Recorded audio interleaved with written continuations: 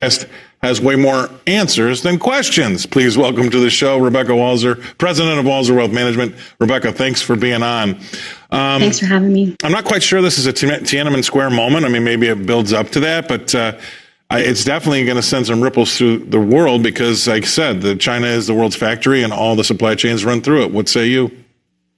You know, China is the most difficult geopolitical situation we have globally, Scott, for the exact reason you just said. We are so dependent and reliant upon them that it has forced us to ignore the human rights violations. But I will say that this is a very unique opportunity for Chinese citizens to really rise up. If they're not going to rise up after a 24-month global pandemic that has seen them shut down and locked in multiple times, this has happened, Scott, over the last 2 years, that they have literally barred buildings down. And now we have people that are burning to death. We know 10 confirmed deaths at least from a building that caught on fire, where that it was basically shut down, and they were not able to escape. So what is the sense of shutting people in buildings so they can't escape fires for prevention of a respiratory virus? I mean, we have to start asking for common sense now. But we in the West have really ignored their human rights violations and atrocities, really, of the younger people, of many other of their, minority populations. And we've ignored it because they're our supply chain and to our own peril, because now they have this zero COVID policy, which scientifically and mathematically, in a country of almost 1.5 billion people, Scott, what scientist ever even said that that was a feasible policy to have zero COVID exposure in a 1.5 billion country? That makes no sense. It is completely futile. And this is exactly what's going to happen when you have such egregious policies that you're trying to enforce. And so to your point, it makes no sense. And everybody's been saying that for a while now. And again, you're right. The poor people that had to burn to death because they've literally welded them inside those buildings. But then we also have American companies that will continue to either A, start new businesses over there, or B, get deeper involved with businesses they've already got going. I mean, what's going to happen if there is something that really puts us, sets us apart, where we have to start drawing lines?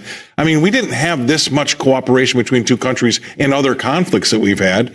We're so in bed with the Chinese on almost all of our economy. I don't know if you can separate the two. You know, I think that the problem is, this is going to sound really odd, and I think it's going to organically separate itself and work itself out. And I know it's going to actually happen rather abruptly, I think, Scott. And let me just explain for a second. We have already seen that the East, with their 388 tons of gold that they actually moved out of Western vaults over to the East in Q3, which was the largest institutional move of money since 1967, when the United States was still on the gold standard. So what we're starting to see is a pull away from fiat currency into, again, precious metals backed, rare earth metals backed currency. And the reason I bring all this up is to say this very quick point, because I know we're on a deadline here. But if you have a gold backed currency, or let's just say you have an asset backed currency, the United States cannot exist as it currently exists. It's not possible, because think about it. If we start off with all this gold, but we have a trade deficit to China, and we're constantly paying in gold backed reserves, and we're just going to be transferring them all of our gold over a series of years as they basically get a currency that's backed by real metals, and we consume everything that we get from them.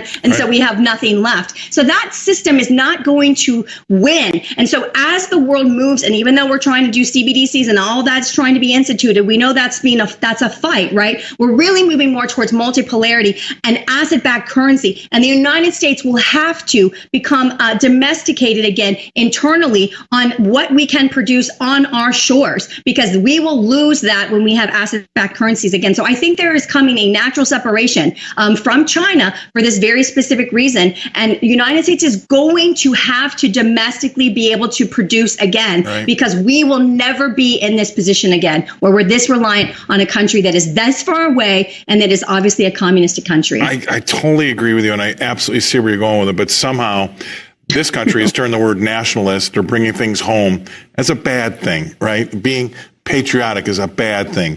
Wanting to do it here, America first, is a bad thing. So we're going to have to get over that too, to see what happened, to see what you said happened, because that's going to be one of the first things. That's awesome. I really appreciate you. I love what you had to say there. Rebecca Walser, she's in Tampa, Florida.